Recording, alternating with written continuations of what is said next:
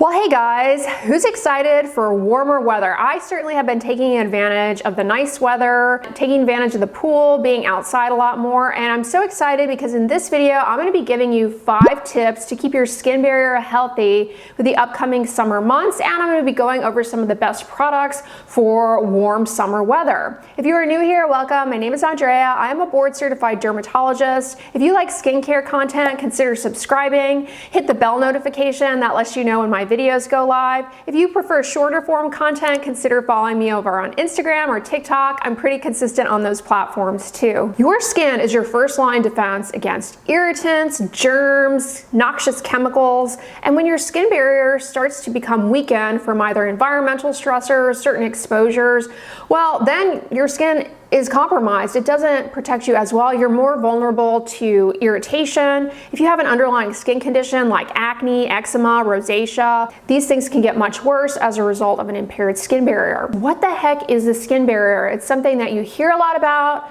Brands are always going on and on about their product is good for barrier repair, X, Y, and Z, but what exactly is the skin barrier? Your skin barrier refers to the outermost layer of your skin, and it consists of cells as well as lipids, proteins, and immune cells that circulate through. Not only is the skin barrier a physical barrier to the outside world, but it's more than that. It's actually a dynamic, functional unit where you've got immune cells circulating around, removing damaged cells.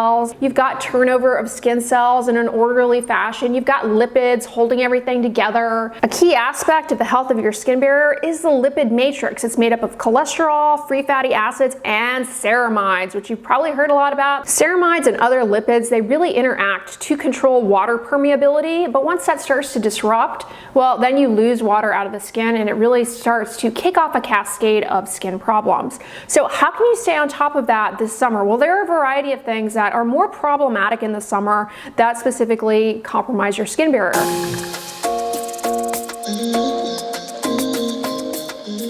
The first is good old-fashioned sweat. In the summer, it's hot, we sweat a lot more.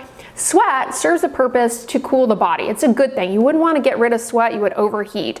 But sweat left on the skin is actually pretty irritating, especially if that sweat is trapped underneath clothing or in areas of the body where you have skin-on-skin contact, like in your arms, in the groin area. If you have skin folds under the breast, these areas, they get sweaty, and that sweat especially starts to rub up against the skin, and it can trigger breakdown of the skin barrier. This is especially problematic for people who have eczema. Sweat is a known trigger of an eczema flare, but in the summer months especially, having sweat left on the surface of the skin, it can cause a lot of problems for your skin barrier. Not to mention the bacteria on your skin break that down and make you stink. So do the best you can to rinse sweat off of the body if you get really sweaty and change into dry clothing. When we're talking about your feet, make sure that you change out into dry socks. If you are stuck in sweaty shoes and socks, that creates not only problems with the skin barrier in your feet, but it makes them more vulnerable to foot fungus and toenail fungus. Now, obviously you can't be jumping in the shower every 5 minutes to rinse the skin off. That probably is not only unreasonable, but likewise wouldn't be too helpful for you. But one way I like to keep my skin cool and to kind of get on top of excess sweat is I actually carry with me when I'm gonna be out in the Houston life, which it's sweaty weather here year round, but I like to carry this with me. I also like to keep it with me on the treadmill, spray myself. It is a Skin Smart antimicrobial spray. This is a hypochlorous spray. It helps cut down on the bacteria on the surface of the skin that can break down sweat, cause skin problems, and it also is cooling as the water content in this evaporates off the surface of the skin. The best part about this though is that it's fine to just spray it on your skin and leave it on there. You don't have to wash it off. It's anti-inflammatory. Highly suggest this for the summer months. It's great if you sweat a lot under the arms, between the breasts. I suggest carrying this with you. I think of it as like a shower in a bottle because anytime you're super sweaty, this is a great thing to use. It really, spraying it in the armpits especially can help cut down on body odor throughout the day. I know a lot of you guys follow me from like really tropical climates, and this is something that you deal with year round. I deal with it a lot here because it is so humid. So trust me, if you live in Houston or somewhere equally as humid like in South Florida, or you live, elsewhere in the world where it's super humid and tropical, consider getting this and carrying it around with you. It is a game changer. Other ways to reduce the output of sweat are going to be antiperspirants. I suggest putting those on at nighttime. The reason for that is the ingredients in antiperspirants, they work best at nighttime because the outflow of sweat is actually lower. So the antiperspirant ingredients trickle down into the sweat glands and they help cause the sweat glands to involute, so you have a reduction in output of sweat. And then the following morning, if you want, you can rinse off any residua of the antiperspirant that remains on the skin if you find it's irritating. A lot of people pursue Botox for reducing sweat output if you deal with hyperhidrosis. So that may be another option that you might want to bring up with your dermatologist. It's useful for the palms, the armpits. Some people even do it in their scalp if they have a really sweaty scalp.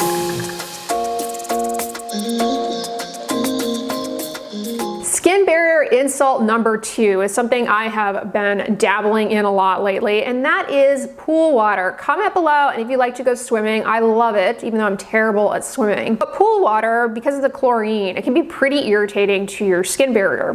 One thing a lot of people don't realize is that the chlorine in the water, if you leave it on the skin, that's really when it has more time, more contact time to impair your skin barrier and lead to more irritation. So I suggest as soon as you get out of the pool, it's a good idea to rinse your skin and change out of the wet bathing suit.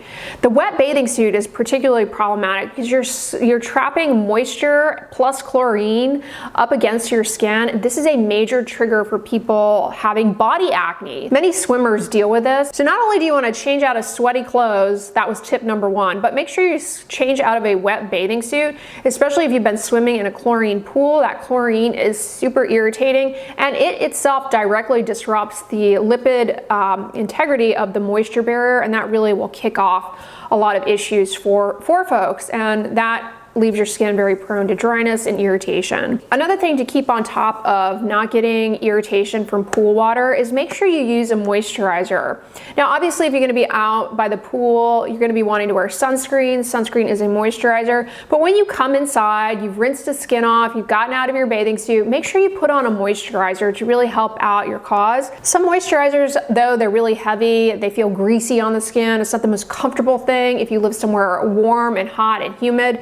This is a product that I really like using year-round actually, but especially in the summer. It is the Neutrogena Hydro Boost Body Gel Cream. This is probably one of my favorite products from Neutrogena. Neutrogena is one of my favorite brands. I've been using it since I was like a child, honestly. And you'll notice that on this channel, I recommend a lot of their products, but it's a great lightweight moisturizer. I use this on my face too, you guys.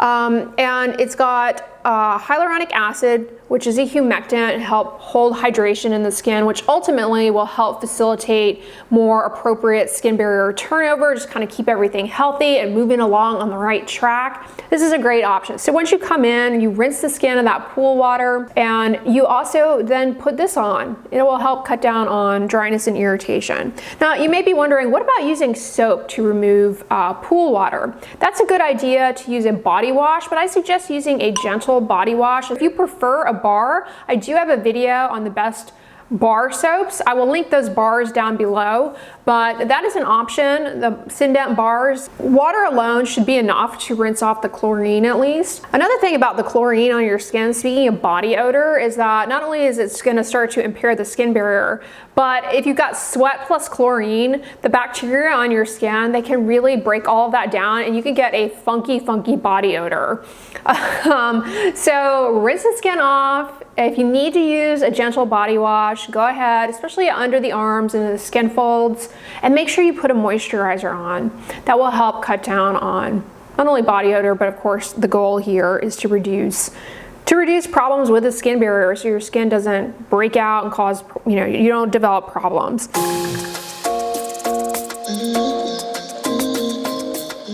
The heat is on in the summer months for sure, especially here. It gets so hot, you guys, so hot. Like, don't ever visit Houston in like July or August. Just don't. The heat can be debilitating. A lot of people struggle with something that is commonly referred to as heat rash, otherwise known as miliaria. With heat rash, what happens is the sweat glands, they kind of get overwhelmed and they get plugged up, and you get these little itchy bumps, very uncomfortable. So to minimize that, make sure that you wear loose-fitting, breathable clothing and you have a fan going to keep the skin cool. I mentioned this earlier, but spraying this on not only will it help with dealing with the sweat off the surface of the skin, but it will help keep you cool. Another great thing to do in the summer months to minimize getting overheated is to get yourself one of those cooling neck towels or some cool compresses. Make sure that you have fans going in a room, air conditioning, but I know a lot of people live elsewhere where you don't really need air conditioning. Maybe you're dealing with a heat stretch for a few weeks.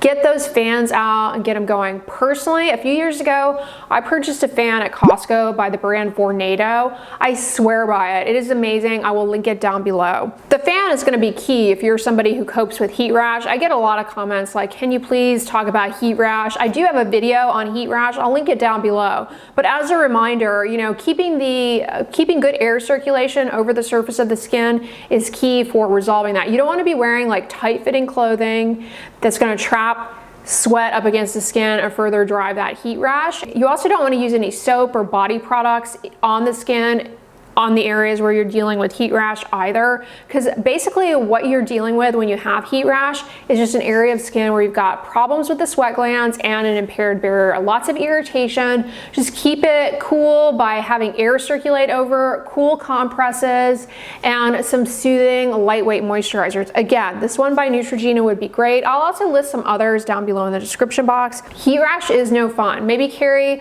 one of those portable fans with you and just keep fanning yourself. Those are really handy too.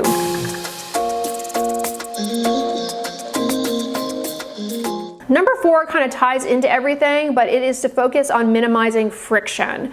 So you've got sweat maybe, or you've got heat trapped up against the skin. Those are things that are going to impair the skin barrier.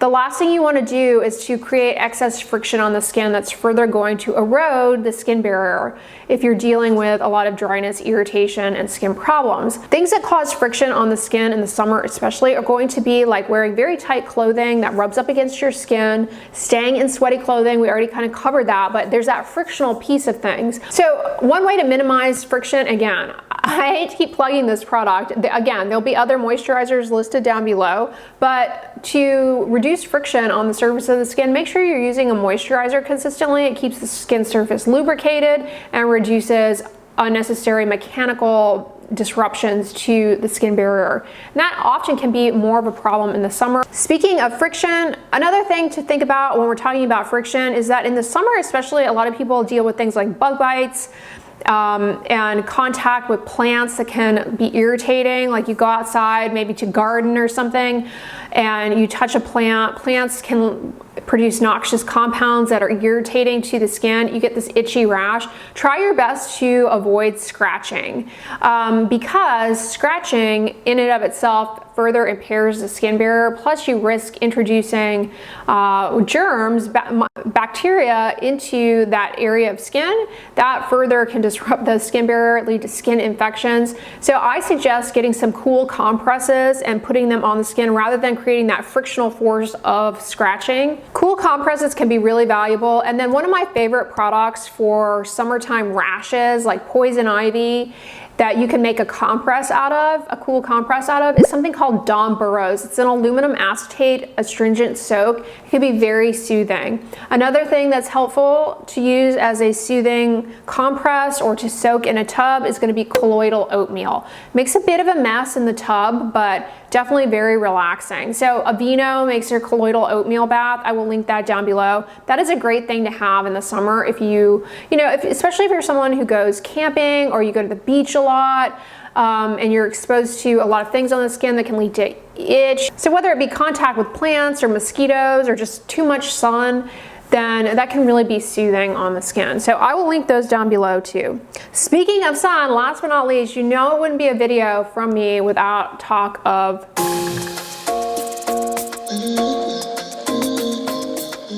ultraviolet radiation and protecting your skin from the sun. But specifically, one thing I want to point out, I've told you guys ad nauseum throughout this channel how Sun exposure, you know, it damages the DNA in your skin cells. It's a risk factor. It's a major risk factor for skin cancers, puts you at risk for skin cancer, as well as accelerated skin aging. But one thing I also want to point out is that UV exposure can compromise the levels of ceramides in your skin, and is thought to, you know, we're learning maybe an inciting event in skin barrier disruption is unprotected sun exposure.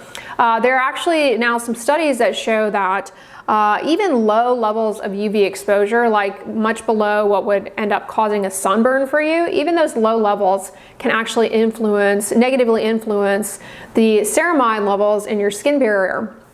And studies show that wearing a sunscreen can help prevent that disruption in the ceramides upon UV exposure. So wearing sunscreen is really important. This is one that I brought out here that I've recommended in other videos by La Roche-Posay. It is their Toleriane Double Repair Face Moisturizer with sunscreen. This is an SPF 30. This is a great option as like an everyday sunscreen. It also has niacinamide in it, which is helpful for the skin barrier and kind of facilitating barrier recovery, and it's an antioxidant. It may help in minimizing oxidative stress that further disrupts the skin barrier, and that oxidative stress can come from not only UV rays but visible light that comes from the sun, infrared radiation, and then of course pollution.